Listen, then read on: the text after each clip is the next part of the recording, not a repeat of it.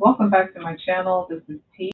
So in this video, I'm going to talk about how gang stalkers not only ruin neighborhoods, but they ruin communities. So you have your neighborhood, but then you have the community. And so the reason why I say this is because gang stalkers don't just stay in their neighborhood. They go outside of their neighborhood and they go into the community. So can you imagine being gang stalked in your neighborhood and then seeing these same people in the community? Maybe one of them might ring you up at the grocery store. Maybe one of them might check out your library books. Who knows? Maybe one of them might try to do something to you because, well, people who do this don't normally just turn off their gang stalking mentality. And the whole point is for them to try to get you in any kind of way that they can. And if it has to mean you being attacked outside of your neighborhood, then for them, the gang stalkers, then that's more than likely how it will go. And so there are gang stalkers that work, and there are some that don't. But imagine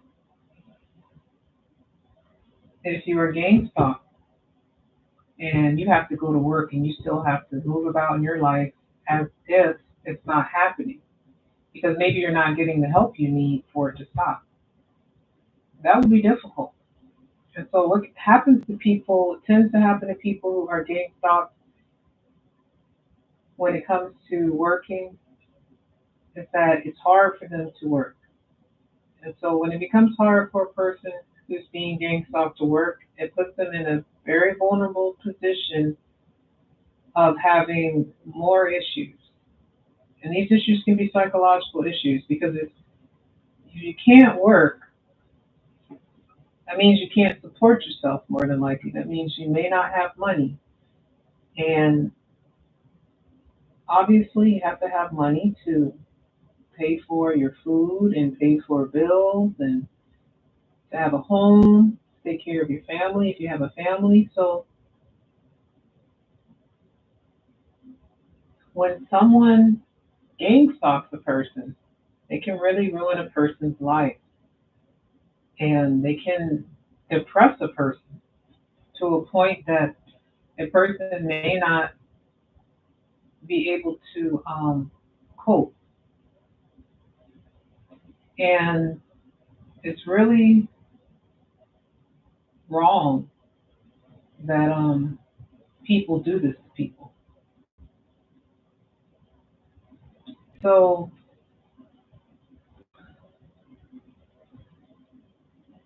if you are being gang stalked, obviously reach out to the proper authorities and try to get help for yourself, try to get yourself in a safe position. This red quartz crystal that I have here is a really good crystal that can help you with healing as you're going through this process. Because what it can do is give you that strong, pure energy that it emits. And quartz is a master healer crystal in general, so it can heal all of your chakras. And in order for it to do that, it has to remove the negative energy that could be affecting your chakras. And so something else that I want to talk about as it relates to how gang stalkers not only ruin neighborhoods, but they ruin communities, is that gang stalkers can have friends and family in other areas. So, for example, you have a gang stalker that lives in a neighborhood. This gang stalker may be friends with people who live in a different neighborhood than you. And those people may have friends or family members that live in a different neighborhood than them. And so this can go on and on and on. And so as you can see, the group is getting larger and larger if people are participating in this game stalking of a person. And so by numbers, this person that's being game stalked is outnumbered by the people who are doing it. I feel as though, if a person is being game stalked, regardless of how many people are doing it, I think they should defend themselves to the best of their ability and not look at the fact that there are all of these different people bullying them, harassing them, and game stalking them, because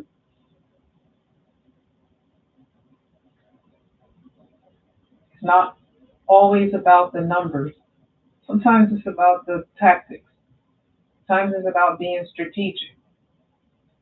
Sometimes it's about knowing how to learn how to navigate throughout all of this. Because if you are being game stalked, it's not fair to you, and you should be able to live peacefully and not have to deal with all of this. What needs to happen is the people that are doing it need to stop, and they need to stop teaching others to do this. So sometimes in a neighborhood, you might find that the people that are gang stalking, they may become desperate and start including children into this situation. And more than likely, the children don't know that they're involved in the situation. Sometimes they do, because um, there are some parents out there who gang stalk that will teach their children to do the same thing. And it's really unfortunate because when children learn these behaviors, especially at a young age, it gets ingrained into them that this is normal behavior. And so sadly, they can become affected in a way that brings out more negative attributes inside of them. So, for example, if a parent teaches their child to participate in gang stalking, that parent may think that that child is only going to do this particular thing. But I believe in negative energy following people until it's cleared, until it's removed from you. And so something more can happen as far as what that child ends up doing, either at that exact timing or at a later timing. So if you're someone who is teaching your child how to game stalk someone, that child may do more than just that. That child may develop more unhealthy habits, because there's a saying, if you'll steal, you'll, and you'll, if you know what I mean. So like if you do one thing, you'll probably do another. And then if you do that, you'll probably do something worse. And, you know, it's such a shame that people involve children in criminal activity, because children are very vulnerable. And,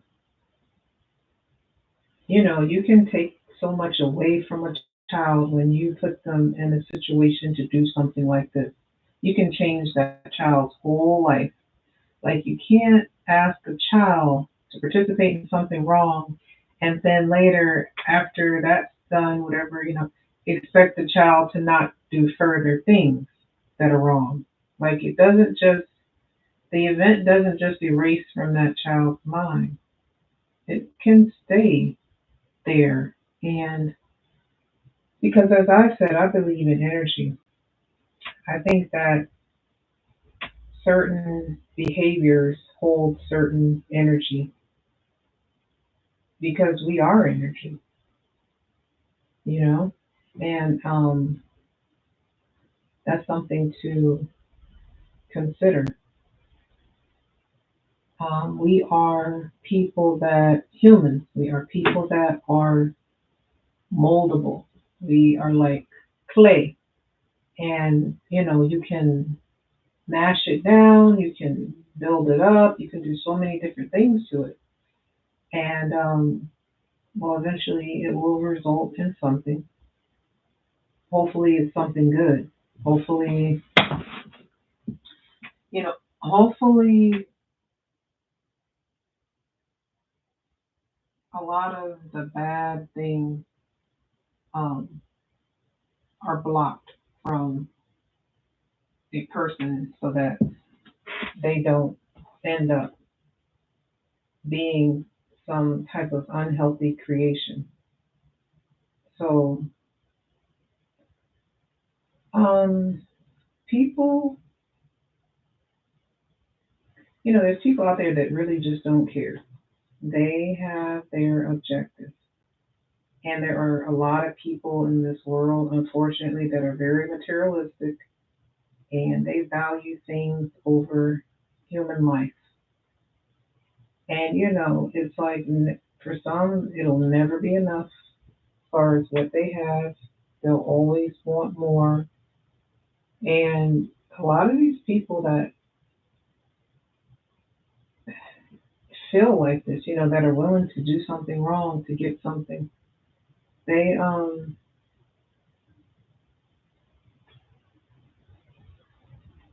it's like they don't or they won't understand that it'll never be enough. It'll never be enough, and they'll never be happy, no matter what. Just it's impossible because really what they're seeking is not materialistic. What they're seeking is something that they cannot get out of a physical item. So I'm gonna go ahead and end this video, and hopefully, if you're dealing with something like this, hopefully you be able to get through it because it's important for that to occur. It needs to. People don't deserve this type of thing, and there has to be more justice as far as I'm concerned. Um, as I was mentioning before, or as I mentioned before, things grow and morph. Something small, something wrong can grow and grow and grow, and then you have this huge unhealthy situation. But anyhow, thank you for watching and take care.